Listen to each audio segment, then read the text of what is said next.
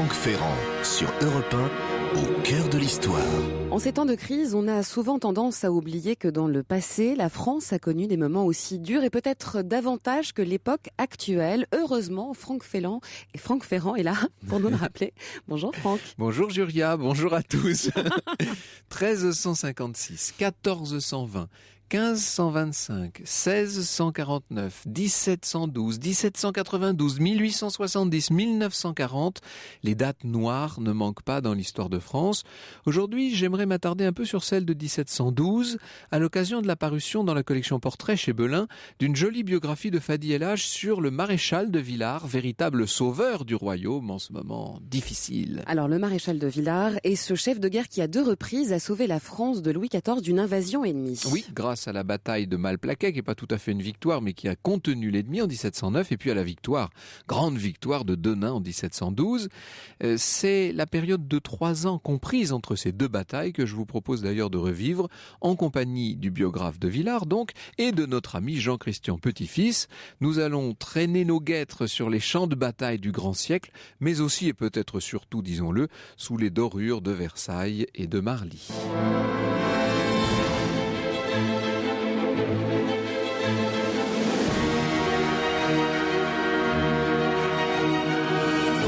De 13h à 14h sur Europe 1, au cœur de l'histoire. Franck Ferrand.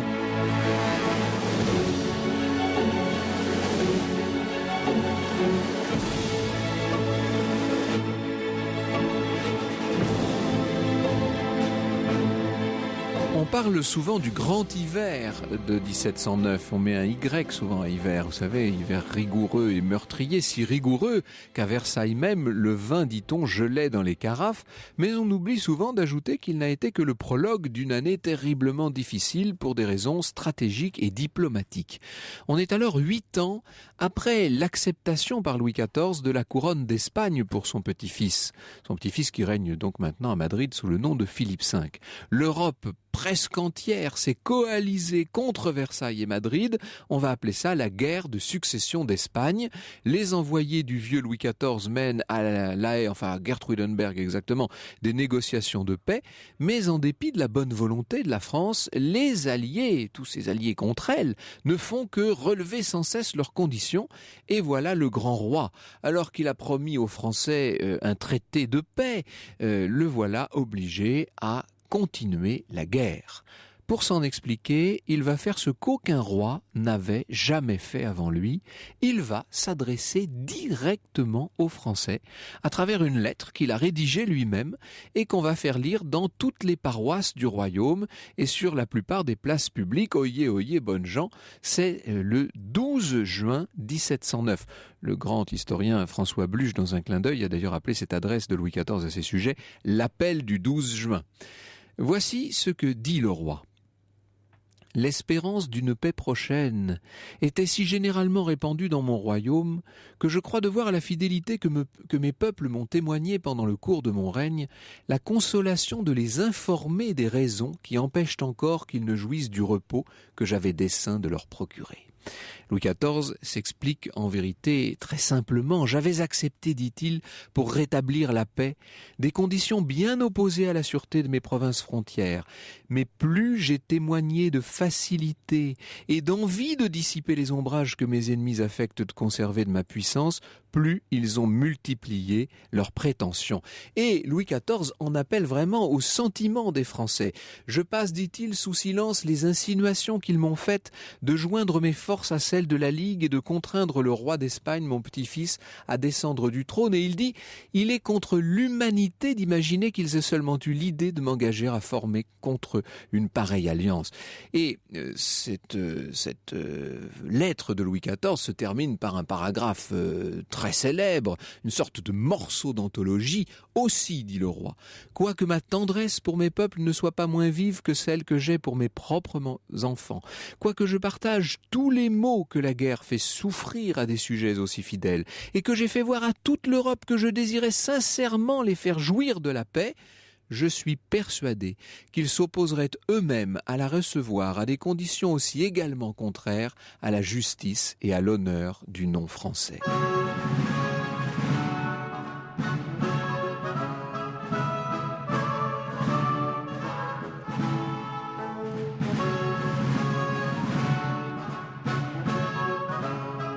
Ainsi, Louis XIV continue la guerre. Heureusement pour lui, il dispose d'un grand capitaine particulièrement chanceux sur les champs de bataille, Claude Louis Hector, duc et maréchal de Villars. L'histoire sur Europe 1, c'est avec Franck Ferrand. Et avec votre premier invité, Franck, sur Europe 1, l'historien et écrivain Jean-Christian Petit-Fils, spécialiste de l'histoire et de la société de l'Ancien Régime. Il est l'auteur de nombreux ouvrages, dont Louis XIV chez Perrin, réédité en Tempus. Bonjour Jean-Christian Petit-Fils, merci d'être Bonjour, fidèle au Franck poste, Ferrand. si je puis dire, puisque nous allons parler d'armée, de bataille aujourd'hui. Alors, cette année 1709 avait mal commencé pour des raisons d'abord climatiques. Je parlais tout à l'heure de ce grand hiver. Absolument. Alors, au contexte militaire et politique absolument Désastreux, dramatique, oui. toute une série de défaites, la demande au mois de décembre 1708 pour parler de paix par Louis XIV, eh bien, s'ajoute en effet un désastre climatique, ce qu'on appelle le grand hiver, dans la Avec nuit des températures qui chutent. Alors voilà, dans la nuit du 5 au 6 janvier 1709, chute de 20 degrés de température en une seule journée. Il fait moins 25 en Beauce. Et ce temps épouvantable dure jusqu'au 24 janvier. Il fait moins 18 à Paris. La Seine, la Somme, la Garonne, le Rhône gèlent. Même la mer Méditerranée à Marseille, dans le Vieux-Port. Incroyable, oui. On n'avait jamais vu ça. Et puis une deuxième vague, le 4 et 8 février. Une troisième vague, le 22 février. Une quatrième vague, le 10 mars. Un peu partout en France, les chênes éclatent. En Provence, les oliviers, les orangers sont détruits. Le bétail meurt. On voit réapparaître les loups et les loups se mettent à attaquer les bergers, les jeunes bergères. C'est quelque chose d'épouvantable. Et on voit sur les registres paroissiaux morts de faim, trouvés dans les chemins. Il y a 630 000 morts en plus de la mortalité habituelle. Donc, ce qu'on appelle un pic de mortalité. Voilà, exactement. Pensons à nos 15 000 décès au moment de la canicule de 2003. On est dans un autre univers. 630 000. Et il faut dire que ça s'ajoute à le désastre aussi climatique de l'année 1693-1694, où là, il y a eu 1 300 000 morts, c'est-à-dire autant que la guerre 14, dans un pays 2 fois moins peuplé. Il faut avoir ces chiffres en tête pour comprendre la fin du règne de Louis XIV. Et là, Louis XIV n'est pas responsable, bien sûr, de ce drame. Il n'est certes pas responsable, mais il faut bien expliquer que dans le décompte de ces morts, il y a évidemment tous les morts de famine, c'est-à-dire que ce ne sont pas seulement des morts par le froid, c'est souvent des morts parce qu'il y a une misère terrible. Le prix des blés monte de façon vertigineuse, est multiplié par 10. On réclame du pain. Le carrosse du grand dauphin est arrêté à Paris. Du pain, crie la foule. Il y a des émeutes. Et donc, le royaume est prêt de s'effondrer. Et comme si ça suffisait pas, évidemment, on en rajoute, c'est-à-dire que l'État, à ce moment-là, perçoit des impôts parce que on est dans cette situation très dure, militairement intenable, puisque la France toute seule doit tenir tête à toute l'Europe. C'est incroyable. Quasiment.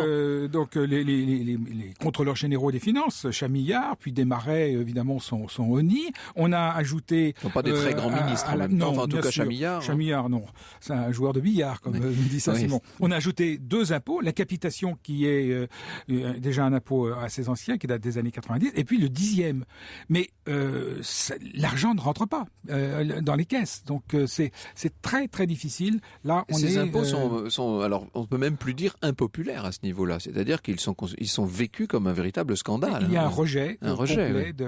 de la fiscalité royale. Oui. Et donc le roi demande à ses diplomates, demande à ses émissaires de tout faire pour aller vers la paix.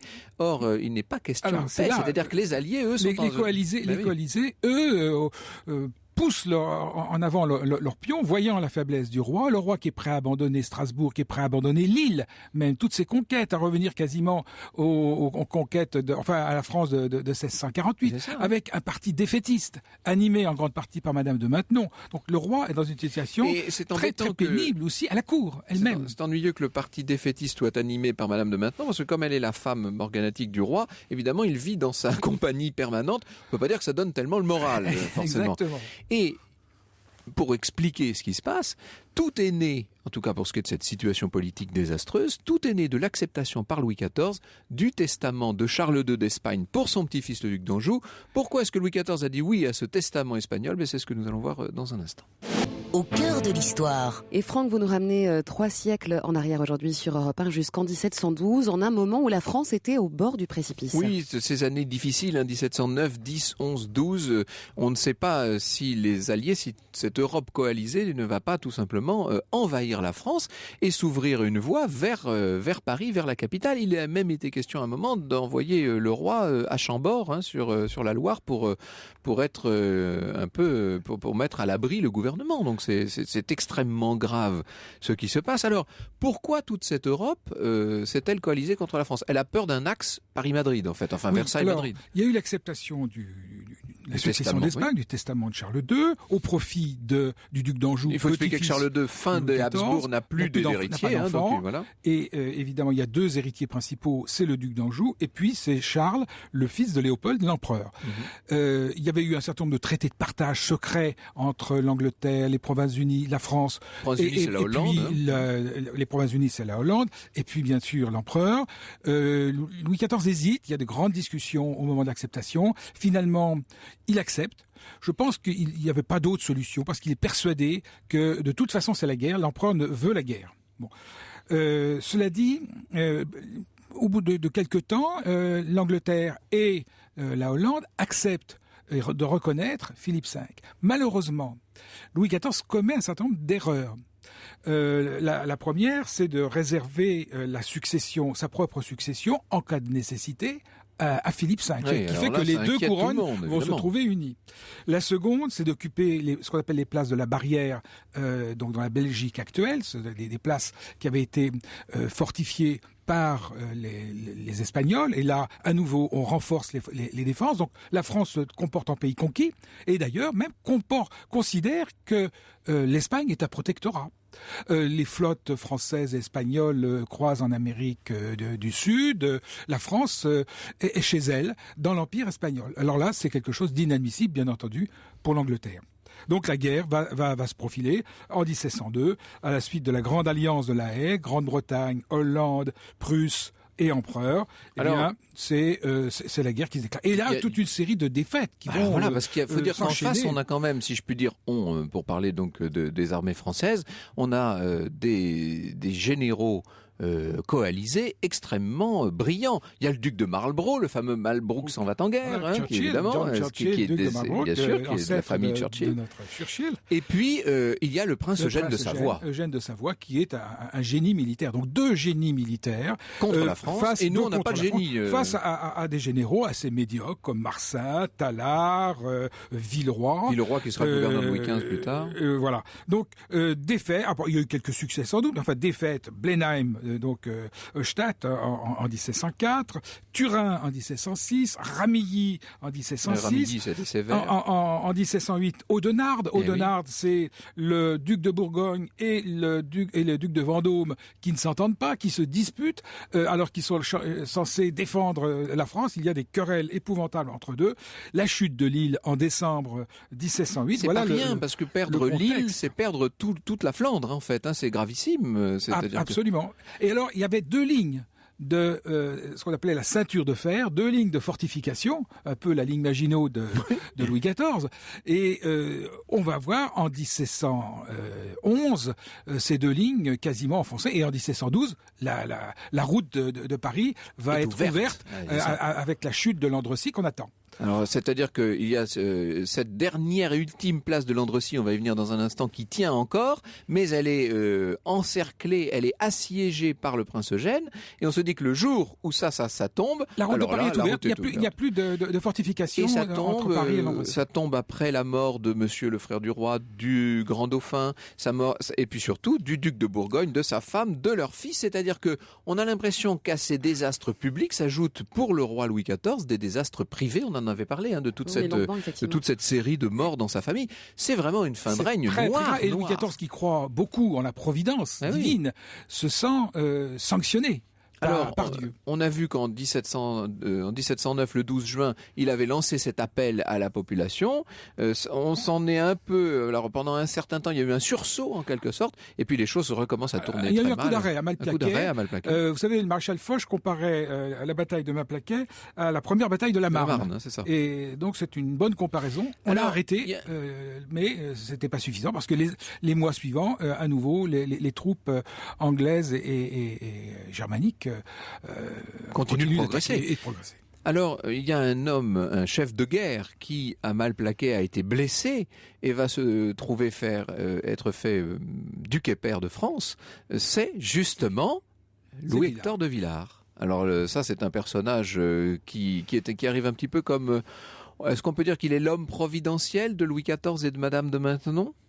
C'est un personnage très intéressant, plein d'ambition, un vrai baroudeur, un homme vantard. On l'a accusé d'être cupide, d'avoir rançonné on va voir tout ça tout à l'heure, ce qu'il faut penser de tout ça. Avide de gloire, qui rêve de l'épée de connétable, et puis qui vit dans la magnificence, le luxe. C'est un personnage du XVIe siècle. C'est une espèce de condottière. On ne lui a pas laissé la bride sur le cou, mais je pense que si on lui avait laissé la bride sur le cou, il aurait été capable d'organiser des armées, des rendez-vous d'armées, de conquérir des territoires. Louis XIV l'a tenu en main. Il faut dire quand même, c'est que ce Villars rêve de l'épée de connétable qui, à l'époque, n'est plus tenue par personne, parce qu'on a été un peu échaudé par la trahison du connétable de Bourbon, ensuite par les problèmes du connétable de Montmorency, enfin, etc. Il y a eu Luynes, il y a eu Luynes. Et donc, d'une façon générale, on se méfie de ce premier soldat de France et on n'a plus nommé de connétable. Le connétable, c'était donc le généralissime, en quelque sorte. Exactement. Et évidemment, Villars aimerait devenir connétable. Il va bénéficier, disons-le, de cette situation tellement difficile des années 1711-1712, parce que non seulement il a des capacités militaires évidentes, non seulement il a beaucoup de chance au combat, ça compte beaucoup dans les armes, mais en plus il a un talent que d'autres n'ont pas, c'est savoir se mettre en valeur. Il est populaire et il est optimiste. Et voilà. Il est optimiste, c'est un partisan de l'offensive, donc il va retourner la situation indiscutablement à Denain. Et pas tout seul. À Denain, donc cette grande victoire de Denain, nous y venons dans le récit dans un instant. Au cœur de l'histoire sur Europe 1, le récit de Franck Ferrand. Avec un récit de Franck qui revient maintenant sur la victoire inattendue de Denain.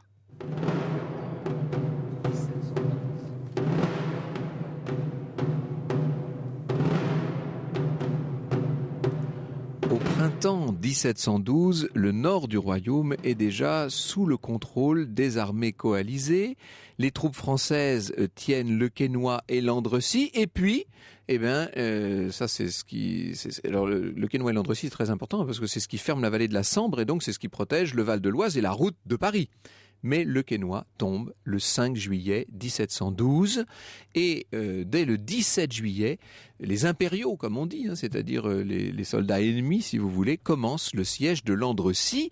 Et là, si l'Andrecy tombe, encore une fois, c'est la route de Paris qui est ouverte. Voici ce qu'écrit Voltaire dans son célèbre ouvrage sur le siècle de Louis XIV. Il dit en juin 1712, « L'esprit de découragement général en France, et que je me souviens d'avoir vu, et oui, il était tout jeune Voltaire, mais il a connu ça, faisait encore redouter que l'Espagne, soutenue par Vendôme, ne retombât à sa perte. L'Andrecy ne pouvait pas tenir longtemps. Il fut agité dans Versailles si le roi se retirerait à Chambord sur la Loire. » On commence donc vraiment à s'inquiéter beaucoup. On pense que l'ennemi va entrer dans Paris.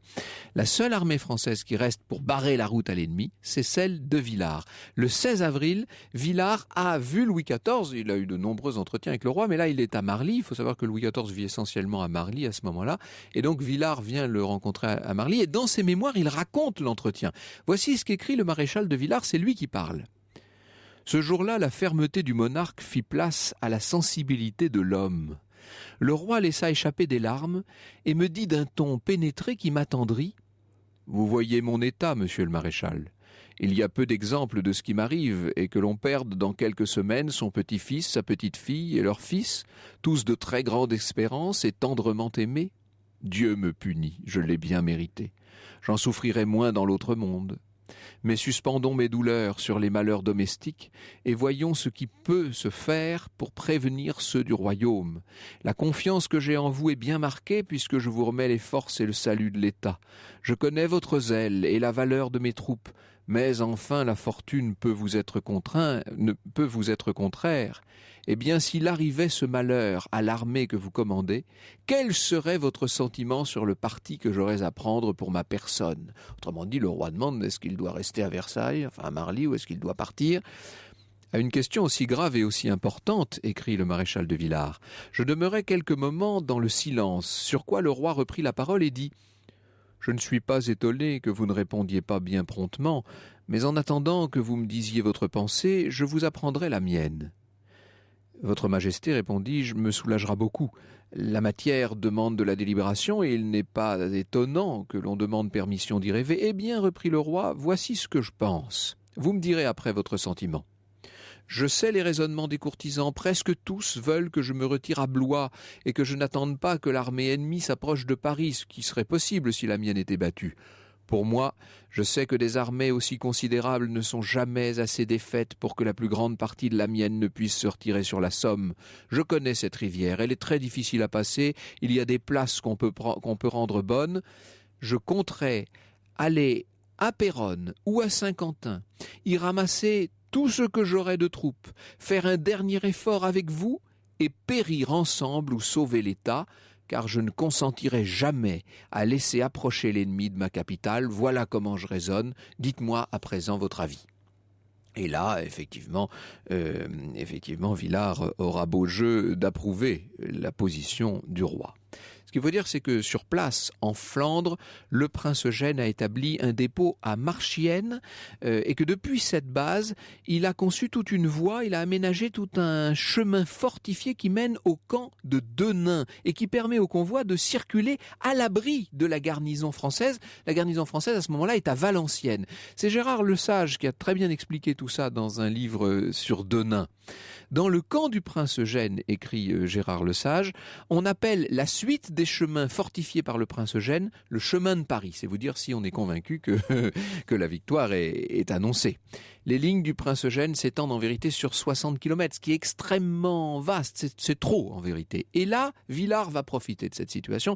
Il n'a qu'une solution, Villars, il lui faut débloquer l'Andrecy. Alors il peut le faire de différentes façons. Finalement, il va décider de le faire en coupant la ligne de ravitaillement et en occupant le chemin de Paris. En vérité, cette solution, c'est pas lui qui l'a imaginée. Elle a été préconisée et chaudement recommandée par un conseiller au Parlement de Douai qui s'appelle Lefebvre d'Orval. Les 19 et 20 juillet, les Français vont donc franchir l'Escaut. Alors, le prince Eugène se dit, bah oui, c'est normal, ils vont tenter une opération contre ma propre armée de siège, et donc il renforce encore ses forces du côté de l'Andrecy. Le 21 juillet, Villars demande à 2 de ses subordonnés d'attaquer le camp de Denain avec 30 bataillons et 30 escadrons. Et le 22 juillet, un gros détachement de la cavalerie impériale, appuyé par un certain nombre d'escadrons hollandais qui justement sont venus de Denain, qu'on est en train de dégarnir au passage, ces bataillons vont se déployer sous les murs de Valenciennes pour essayer de bloquer la garnison française à l'intérieur de ces murs.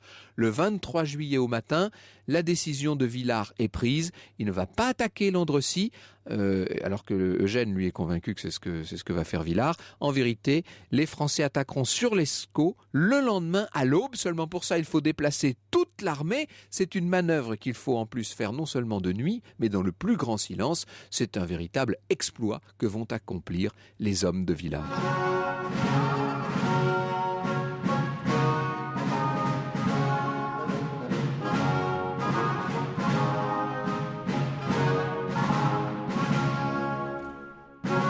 Entrée des 2 garçons de la noce, composée par André Fildor, Franck.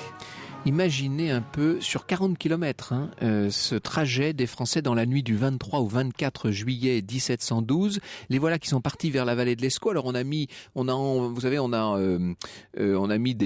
comme des pansements aux sabots des chevaux. On a mis des chiffons autour des roues des chariots, etc. pour passer le plus discrètement possible. D'autant plus que on longe le dispositif ennemi, et notamment les Hollandais qui sont là et les Hollandais qui tiennent le camp de Denain. Ils sont 20 000 à l'intérieur de Denain. Denain commandé par le comte d'Albermesle et il surveille évidemment le chemin de Paris. Alors, Eugène, lui, de son côté, ne s'inquiète pas trop. Il pense que tout ça n'est qu'une diversion de plus de Villars. Il pense que c'est une gasconnade de Villars, comme on dit. Et le maréchal de Saxe dira plus tard que ce jour-là, le prince Eugène a dit, alors qu'on venait de lui faire le rapport des mouvements de troupes français, il a dit « Eh bien, messieurs, il est temps d'aller déjeuner ». Il ne se soucie pas tellement de l'affaire. L'armée française commence aussitôt l'encerclement de Denain.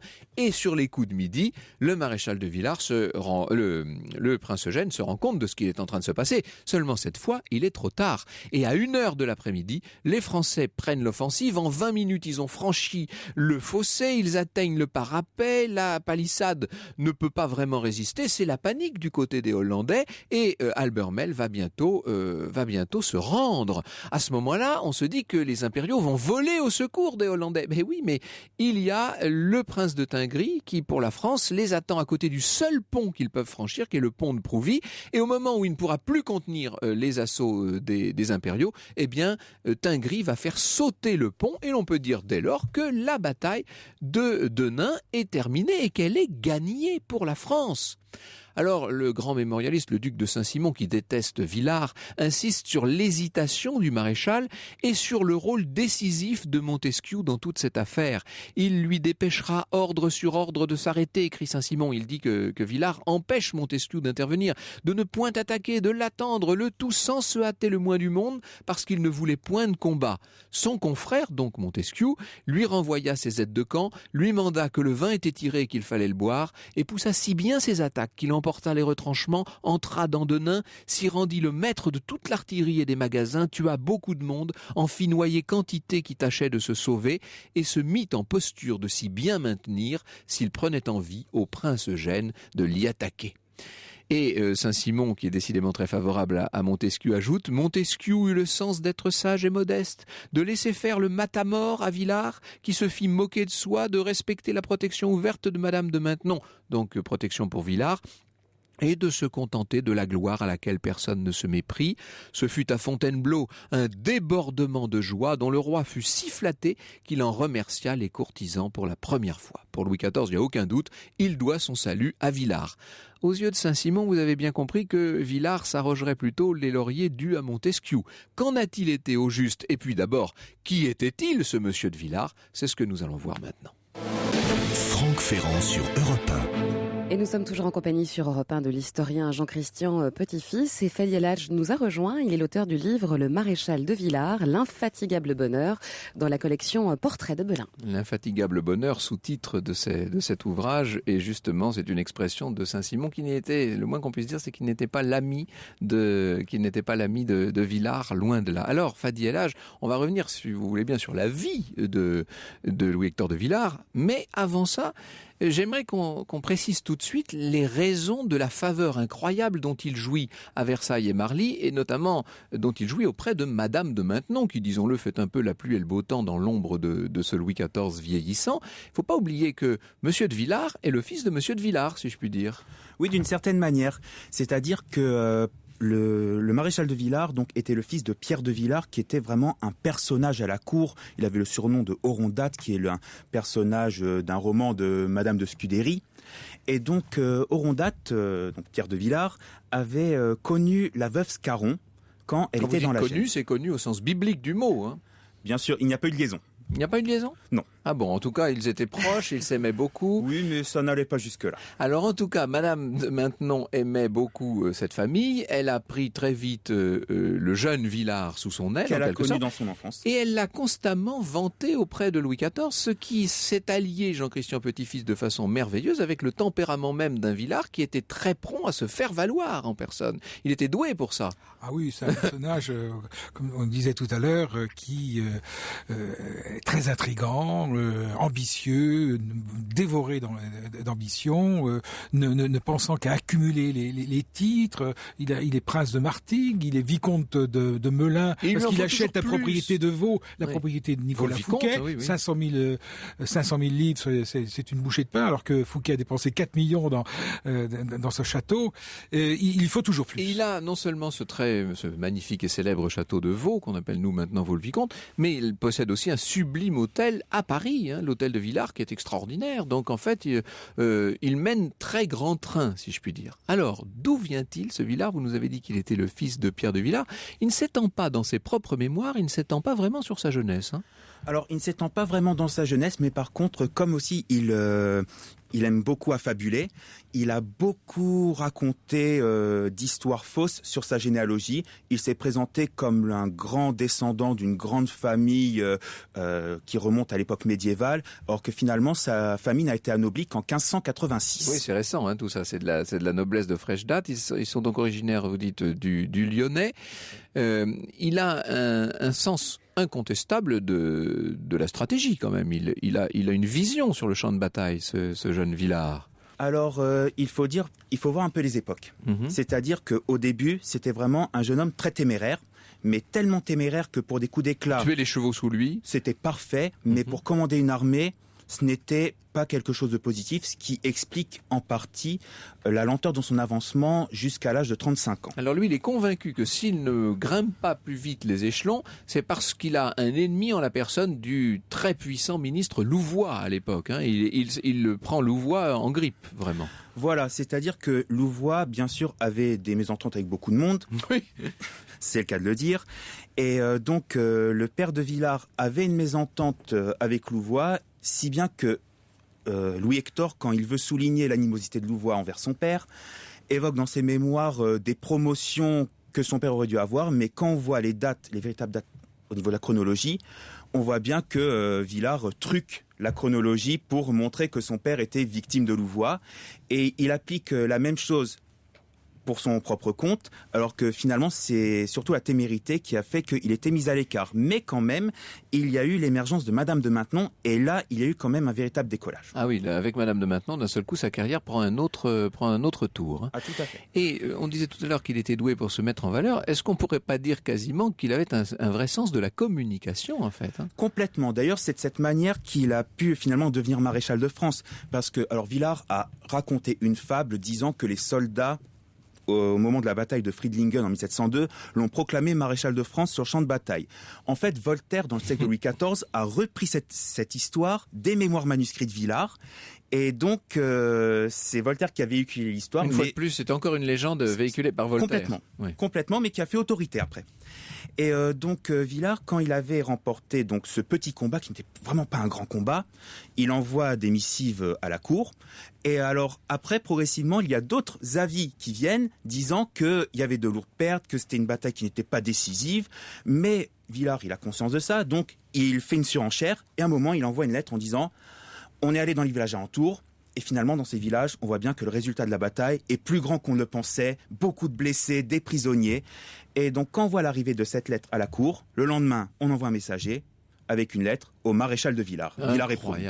Et on peut imaginer, parce que ça, on ne connaît pas, on n'est pas placé, on ne sait pas ce qui s'est passé dans le secret de l'appartement de Madame de Maintenon, mais on peut imaginer qu'elle a tout fait, elle a dû dire, mais enfin, cet homme est extraordinaire, regardez comme il sert bien les armées de votre majesté.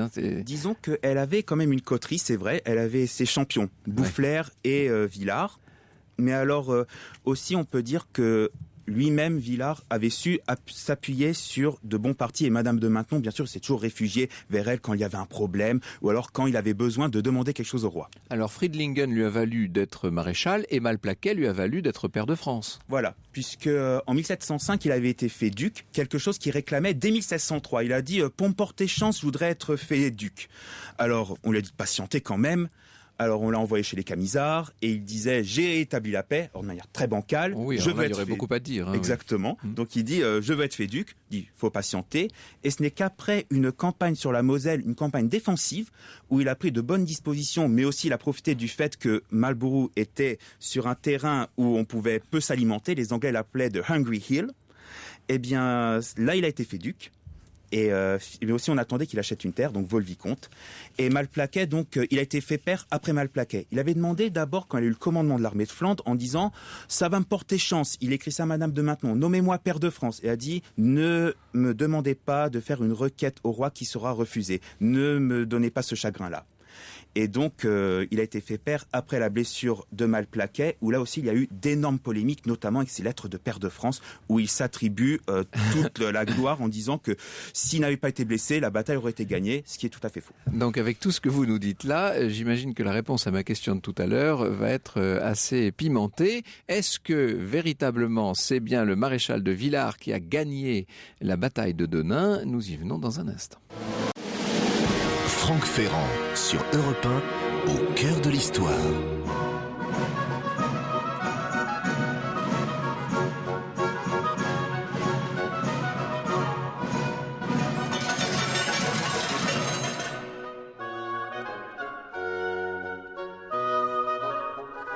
Charivari sur Europe 1, une nouvelle composition d'André Philidor, extrait du mariage de la grosse Catos. Alors sur Facebook, Frédéric nous dit « Je suis justement en train de lire la biographie de Fadi El Hadj. N'oubliez pas de citer la lettre où la Palatine raconte qu'il faisait des propositions indécentes aux officiers allemands sur les campements. » Alors la voilà, la lettre en question du 22 septembre 17. « Le vice d'aimer les jeunes garçons est la plus grande passion du duc de Villars, écrit-elle.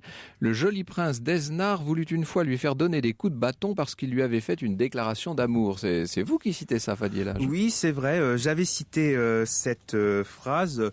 Bon, c'est la seule occurrence que j'ai trouvée concernant l'homosexualité disons partielle de Villars. Alors qu'on sait que par ailleurs il était un vrai coureur de jupons. Hein, ça, complètement. Oui. Il adorait faire la cour chez les comédiennes de théâtre, même à son ami le prince Eugène, parce qu'il était ami avec le prince Eugène. Oui, c'est ça. Il s'écrivait. Les deux chefs des deux camps opposés étaient par ailleurs, ça c'est toute la subtilité de cet ancien régime, c'est qu'on s'entend bien en dehors des champs de bataille. Évidemment. Voilà, c'est quelque chose qu'on ne peut pas imaginer pour notre époque, comme si on disait qu'il y a une correspondance Montgomery-Rommel. Voilà. Là, c'est même pas la guerre en dentelle. Voilà. Parce que Pas tout à fait encore. Denain a été pris à la baïonnette. Hein. Oui. Et donc peu de temps avant sa mort, donc fin 1733, début 1734, Villars écrit à Eugène, quand même. Donc c'était en 1733, et il explique qu'il a toujours sa loge à l'opéra, et donc comme ça il peut s'éclipser pour aller voir les comédiennes, et ça a toujours été quelque chose chez lui, la passion pour les petites comédiennes, les petites amourettes. C'était un grand classique chez lui. Alors à l'instant, Jean-Christian Petit-Fils vient de nous dire que Denain avait été prise à la baïonnette, mais par qui? On a l'impression que sur le terrain c'est quand même largement Monsieur de Montesquiou qui agit. Et là, c'est Saint-Simon qui a raison, même si il a fait certaines exagérations, puisque Saint-Simon, il faut toujours voir ce qu'il lit. Certes, il y a toujours un côté langue de vipère, mais en même temps, quand on gratte un petit peu, on voit qu'il y a beaucoup de fond de vérité. Alors, pour Denain, ce qu'il faut savoir, c'est que l'idée de la manœuvre, elle est venue non pas d'un militaire, mais d'un conseiller au Parlement de Flandre, Lefebvre d'Orval, qui justement était du pays, et en se promenant, il avait constaté donc le dispositif du prince Eugène, et il s'est dit qu'il fallait attaquer le campement de Denain pour justement couper les vivres. Donc il avait souvent donné même des idées à Villars, envoyant des lettres à Villars ou alors au secrétaire d'État de la guerre voisin pour suggérer des manœuvres. Alors Villars, ça l'amusait, mais en même temps ça l'agaçait en se disant mais qu'est-ce qu'un civil pourrait, pour qu'un civil essaie de se mêler d'affaires du militaire. Mais alors, la manœuvre de Denain, quand Lefebvre d'Orval l'a imaginée, eh bien, il a envoyé ça donc, à Voisin. Donc, ce conseiller de Douai, hein. Voilà, en fait, c'était à Douai en 1713, parce que ça avait été déplacé après la chute de Tournai. Mais donc, Douai, quand ça a été repris, donc, après, on a établi le Parlement à Douai, en effet. Et donc, Lefebvre d'Orval écrit à Voisin, et dit « Essayez de suggérer au maréchal de Villars cette idée. » Vous savez, c'est un petit peu, chez les esprits vaniteux, on disait ça aussi de Condé, c'est faire croire que l'idée vient de lui, comme ça, il va l'appliquer. Donc, Voisin travaille Villars, on va dire. Le ministre, en l'occurrence. Voilà, oui. et donc Villars, il se dit après que l'idée est bonne. Alors, il y a eu des avis contradictoires, mais il se dit « Bon, on va le faire. » Mais alors, donc, c'est une action qui est conjointe, finalement, puisque Lefebvre d'Orval a d'abord l'idée. Villars, son moment déterminant, c'est à la veille de la bataille. Quand il franchit donc la Sambre pour dire qu'on fait le mouvement de diversion pour faire croire qu'on va secourir Landrécy. D'ailleurs, il a envoyé un faux message. Donc, en fait, on file sur Denain. Oui. Voilà. Et pour que soit intercepté par Eugène, pour qu'il soit rassuré. Et donc, il y a un moment, par contre, il franchit la rivière et se dit non, là, c'est trop facile. J'envoie à Montesquiou une consigne en disant faut tout arrêter. Et là, Montesquieu a dit qu'il faut y aller, il faut tirer le vin. Ce que raconte exactement Saint-Simon. Il dit que Montesquieu a dit que le vin était tiré, il fallait le boire, etc. Et ce Montesquieu, en vérité, il a été dans le feu de l'événement l'élément de décision, parce qu'on voit bien que le maréchal de Villars, lui, hésitait, mégotait, si je puis dire. Jean-Christian Petit-Fils. Pierre d'Artagnan. Oui, d'ailleurs. Maréchal, c'est le cousin de D'Artagnan. Du D'Artagnan, de notre D'Artagnan. Pierre, qui a pris le nom de maréchal de Montesquieu. Oui. Alors, qui a gagné? C'est bien difficile à dire, parce qu'il y a quand même eu le rôle de Villars est quand même très important dans la concentration des troupes, dans l'organisation de l'attaque. Disait Foch, je ne sais pas qui l'a gagné, mais je sais bien qu'il l'aurait voilà perdu. Ce qu'on peut dire. Non. Oui. Donc, on peut dire. Je voudrais rajouter juste une chose, c'est que le livre de Fadi El-Hadj est très intéressant et très équilibré de ce point de vue-là, parce que en effet, Villars a de très gros défauts, mais aussi il a de grandes qualités que vous soulignez parfaitement. Alors voilà, donc, est-ce que c'est toujours la même chose? Ça serait quand même intéressant de les énoncer, les qualités en question, parce que le moins qu'on puisse dire, c'est que mine de rien, et comme ça au passage, depuis le début de l'émission, on a fait à peu près que citer les affreux défauts. C'est pour ça que j'ai voulu rétablir. Mais voilà. C'est le courage, l'engagement au combat, la loyauté envers le roi et certains ministres. Il a failli un moment. On va dire que la blessure à Malplaquet lui a porté un coup moral. Et même, il était dans le parti de la paix en 1710. Il était blessé à la jambe, il faut dire. Voilà, au genou. Et d'ailleurs, après ça, il a été dans le parti de la paix pendant un temps en 1710. C'est le ministre Torcy qui le dit dans son journal. Et donc, Villars était à ce moment-là aussi un peu plus timoré, surtout qu'il savait le poids qu'il avait sur la tête concernant le commandement de l'armée de Flandre, c'est-à-dire que si cette armée est écrasée, eh bien, disons que le chemin de Paris est libre. D'ailleurs, il y avait un livre sur la campagne de 1711 qui a été publié à La Haye et qui annonce pour 1712 l'entrée à Paris, la victoire. Donc, c'est-à-dire que c'est quelque chose de vraiment prévu. Voilà donc encore une qualité qui se transforme en défaut. Et à 81 ans, il reprendra du service dans la guerre de succession de Pologne. Il fera la campagne d'Italie et mourra à Turin en 1734. D'ailleurs, on a dû vraiment le Mais on avait pousser. besoin de lui. Oui, mais on avait besoin de lui. C'est un symbole. Voilà, c'était un symbole. Comme Berwick. Mais il était en très mauvaise santé à ce moment-là. Mais il a accepté. L'infatigable bonheur, ça vient d'où cette expression alors? De Saint-Simon. Oui, qui est vraiment. Mais qu'est-ce que ça veut dire? Alors, il considérait que Villars était un chanceux, qu'il était chanceux. D'ailleurs, même le chevalier de Folard considérait que Villars était surtout heureux. Et donc, pour lui, c'était, il avait un coup de bol plusieurs fois, alors que non, il avait quand même des qualités tactiques notoires qui font qu'il avait non seulement de la chance aussi de survivre et de commander, mais aussi donc de mener les troupes. Le maréchal de Villars, l'infatigable bonheur de Fadi El-Hadj, c'est publié par Belin dans la belle collection Portraits, où a été d'ailleurs publié également l'ouvrage du Père Combeau sur Louis XV. Nous le recevrons bientôt. Il a reçu le prix Hugues Capet. Merci beaucoup Fadi El-Hadj d'être venu nous parler de ce personnage, j'allais dire tout en complexité. Finalement, on se rend compte qu'il n'est pas si complexe que ça. Mais en même temps, il est drôle, il est très vivant. Il nous rappelle un certain nombre de personnalités contemporaines peut-être. Merci beaucoup Jean-Christian Petit-Fils, à bientôt. Je renvoie nos auditeurs à tous vos livres fondateurs et notamment à Louis XIV, Le métier de roi, mémoires et écrits politiques. C'est publié chez Perrin en octobre dernier.